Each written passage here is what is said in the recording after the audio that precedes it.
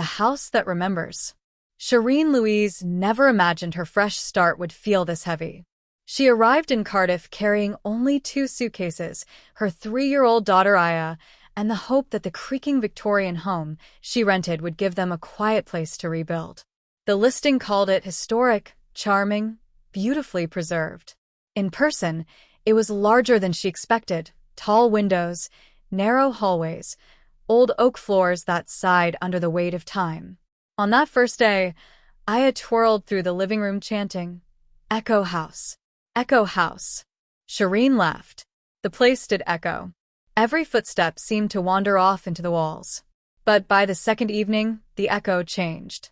As Shireen folded laundry in the living room, Aya wandered in from the hall, eyes wide, cheeks pale. "Mommy, the man with the bad head is marching again." Shireen froze. "The what?" Aya raised her arm and pointed at the ceiling. "Upstairs. Bad head, bad eyes." Shireen tried to keep her voice calm. "Is it someone from outside? Maybe a shadow?"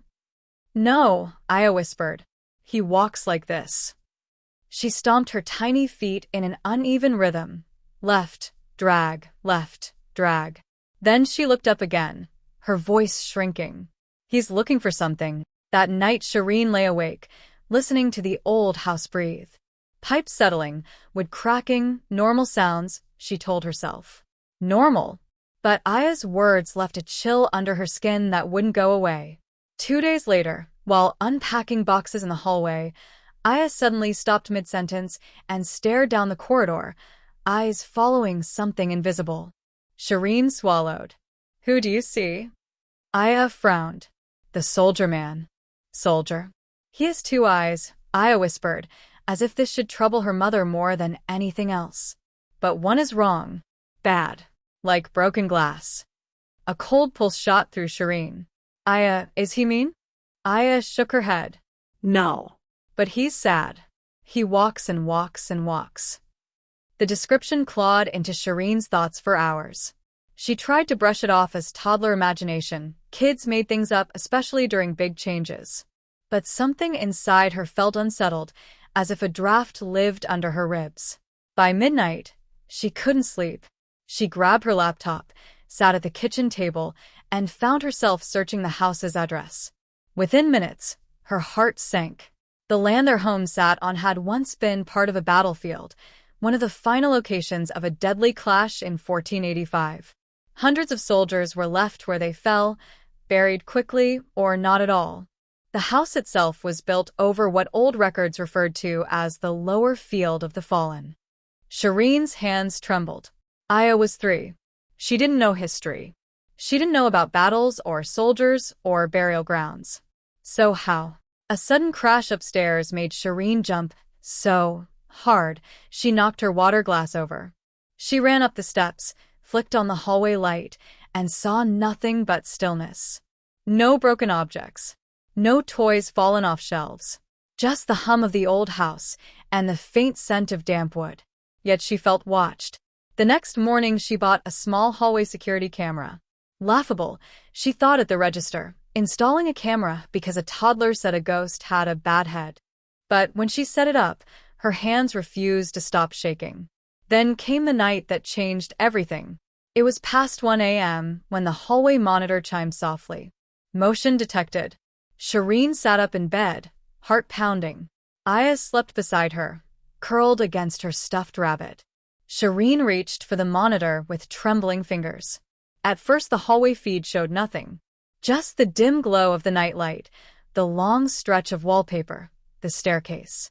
And then, a shadow moved. Not a trick of light, not a flicker. A tall, thin silhouette drifted across the hallway, out of focus, but unmistakably human-shaped. It paused near Aya's bedroom door. Shireen's breath caught. Suddenly, from beside her, a tiny whisper. "He's here." Aya was sitting up, staring directly at the doorway. Her small hand pointed at the open frame. "Mommy, his head is broken today." Shireen grabbed her daughter and held her tightly, heart hammering. The temperature in the room dropped, as if something invisible passed by. Then, from the hallway camera, too slow, Dragging breaths echoed through the monitor speaker. Not mechanical noise. Not static. Breaths. Aya pressed her face to Shireen's shoulder. He's looking at us. Shireen silently mouthed a prayer. The house, once charming and historic, suddenly felt alive, and not in a way she could understand. And it was only the beginning. The man with the broken head. Shireen barely slept after that night.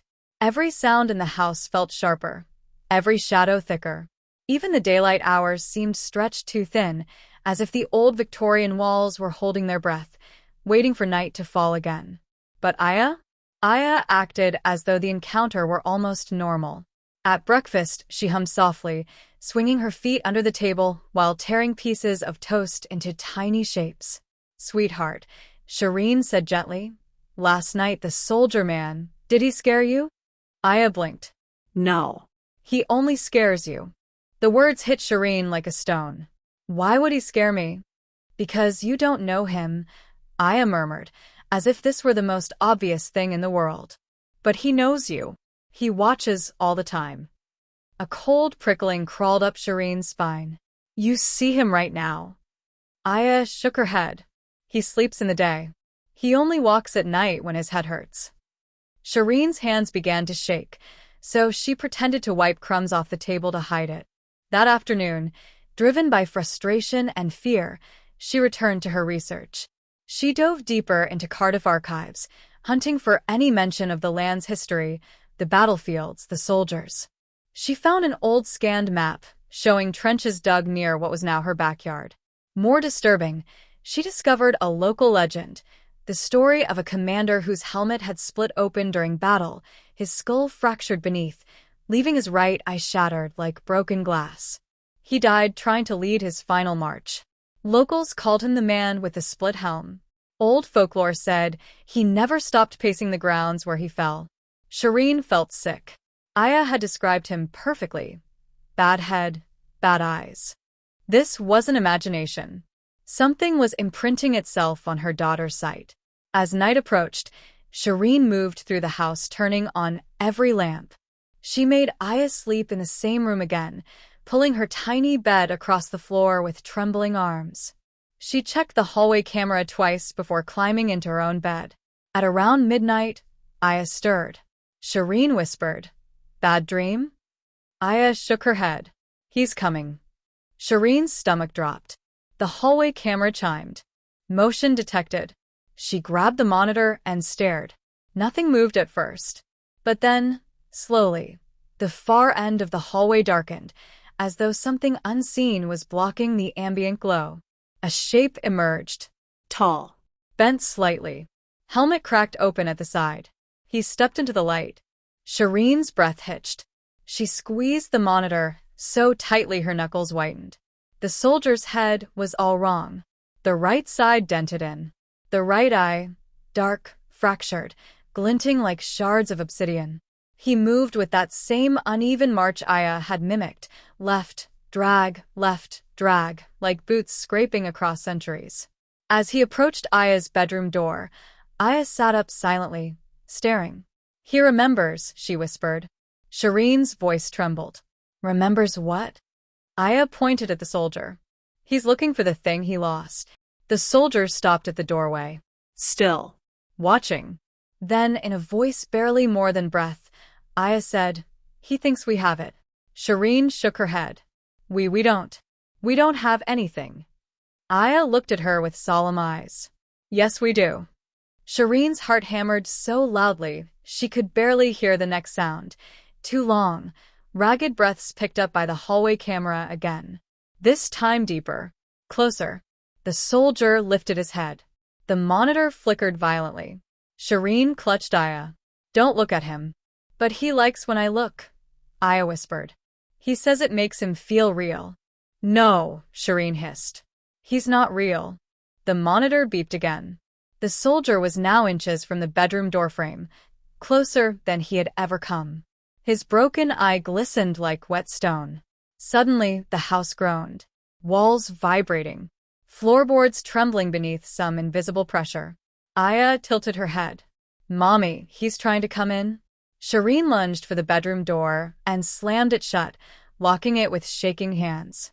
The moment the latch clicked, a heavy thud struck the other side. Aya didn't scream. She simply whispered, "He wants his head back." Shireen froze. "What do you mean?" "He wants the rest of it. The missing piece." Aya touched her own temple. "He says it's in the house." Shireen felt like the air had been punched from her lungs. The soldier knew them. He wanted something hidden long before they ever arrived. Outside the door, the dragging footsteps slowly retreated. Left, drag, left, drag. And then silence. Shireen held Aya tightly, both trembling as the Victorian house settled into a terrible stillness, one that felt like a warning, not a reprieve. Aya whispered into her mother's shirt, "Mommy, tomorrow he's going to make us find it. The forgotten piece." Shireen barely heard the morning birds over the pounding in her chest. The house felt different, tight, listening, as if the walls themselves leaned inward to trap every breath. Aya sat on the carpet playing with her blocks, stacking them in a crooked tower that leaned sharply to the right. She touched the top block, tapped it twice, then whispered, "His head was like this." Shireen's heart clenched. "Aya, sweetheart, what did he tell you last night?" Aya didn't look up. "He's sad. His marching is lonely. He wants the peace back, so he can sleep." "What peace?" Shireen whispered. Aya tapped the side of her own head again, right where the soldier's skull had caved in on the hallway monitor. "He lost it in the ground. But someone hid it. Someone who lived here before us." A chill slid down Shireen's spine. "Hid what? A helmet? A bone?" Aya shook her head. "Something sharp. Something metal. The thing that hurt him." Shireen swallowed hard. "A weapon.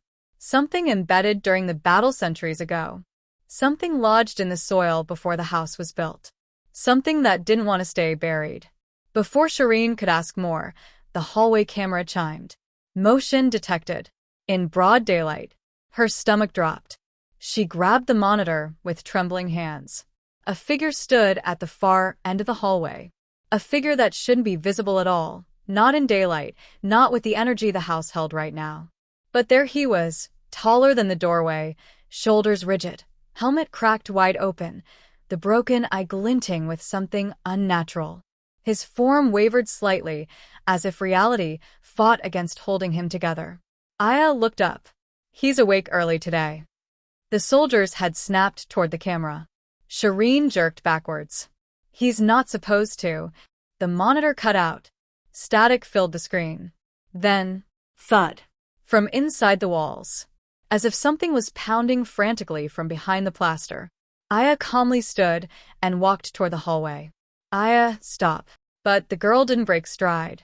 "He wants me to show you," she said softly. Shireen sprinted after her. The pounding echoed through the house, guiding Aya like a beacon. She walked to the far corner of the living room, the only part of the house Shireen had never understood. The floorboards there were mismatched, newer, nailed down in a strange diagonal pattern. Aya knelt and pressed her palm to one particular board. "This is where they hid it." Shireen stared at her. "Aya, how can you know that?" Aya blinked. "He shows me when I close my eyes." The pounding grew louder, closer, urgent. Before Shireen could decide whether to run or pull her daughter away, the board beneath Aya's hand shifted ever so slightly, nudged from below. Shireen screamed and grabbed Aya, pulling her back. She hesitated only a moment before prying at the loose board with trembling fingers. It lifted easily, as if waiting for someone to discover it. Beneath it lay a small, rusted piece of metal. Jagged, dark, soaked deep with ancient brown stains that time had tried to hide but never could. A broken blade tip. Aya whispered, "That's the piece that made his head bad."